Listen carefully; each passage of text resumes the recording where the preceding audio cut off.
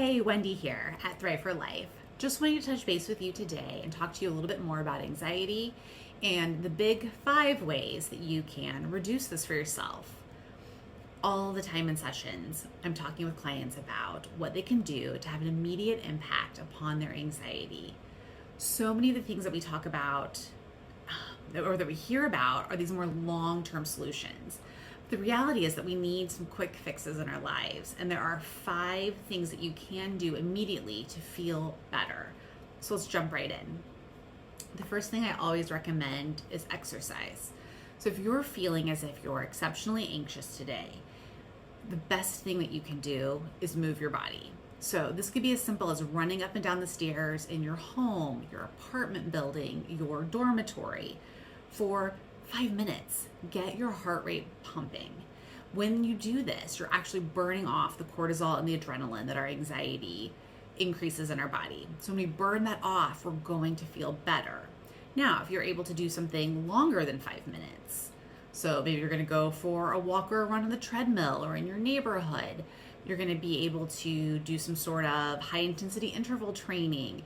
Those things are going to have an even bigger benefit than just a quick jaunt up and down the stairs, but any of those are enough.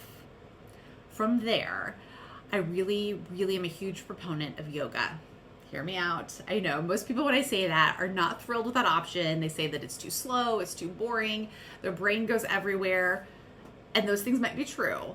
But research has shown us that when we do brain scans on individuals who do just 15 minutes of yoga, so one quick 15-minute burst of yoga, you're able to actually shrink your amygdala by 30%.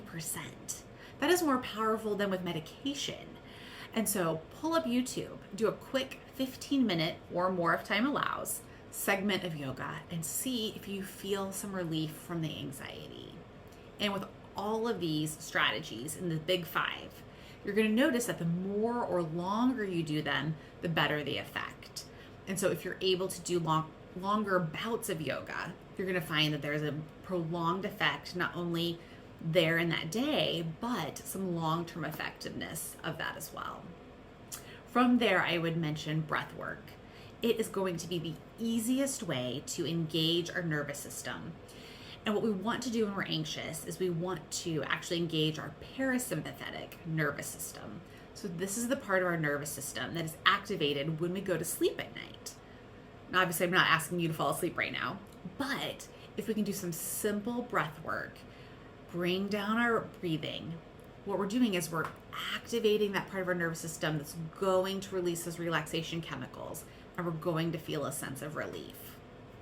There are tons of different breathing options out there, so I'm not going to go into all of those right here and right now. But if you go online, do a quick Google search, go to YouTube, you're going to find some great options. The 4-7-8 breath is my personal favorite. It's well researched and it's effective. Beyond that, our 4th option for the big 5 anxiety relievers is sleep. How much sleep did you get last night or the night before that? Are you able to take a nap today? Can you get to bed earlier tonight? The more sleep that we get, the more opportunity we're giving our amygdala to relax, to detoxify itself, and to recharge for the next day. A great example of this is when you think about a day where you've encountered something really difficult, hard, or traumatic. And imagine how upset and distraught you felt. Then when you slept on it and woke up the next morning, the challenging thing still existed, but I wonder if you felt better. And that's the effect that we're talking about here. Our amygdala is able to shrink overnight when we sleep, and so we feel better and we're recharged to the next day. Now, one of the difficulties is when we're anxious, it's hard to sleep. And when it's hard to sleep, we're not detoxifying our amygdala and giving it time to rest, and so we become more anxious. And you can see how quickly it becomes a debilitating cycle. So we definitely want to do things to help you relax and get that sleep, which could include the breath work. Something like the 4-7-8 breath is a great thing to do at bedtime when you're trying to get that sleep and improve your anxiety. The last piece, or the 5th item in this big 5 for anxiety reduction, is nutrition.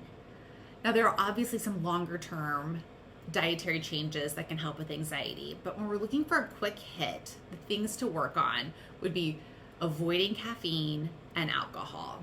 And I, of course, say that as I have my coffee on my desk right now. So I am definitely guilty of some of these. But if you're feeling exceptionally anxious today, stop with the caffeine. Don't drink any more today.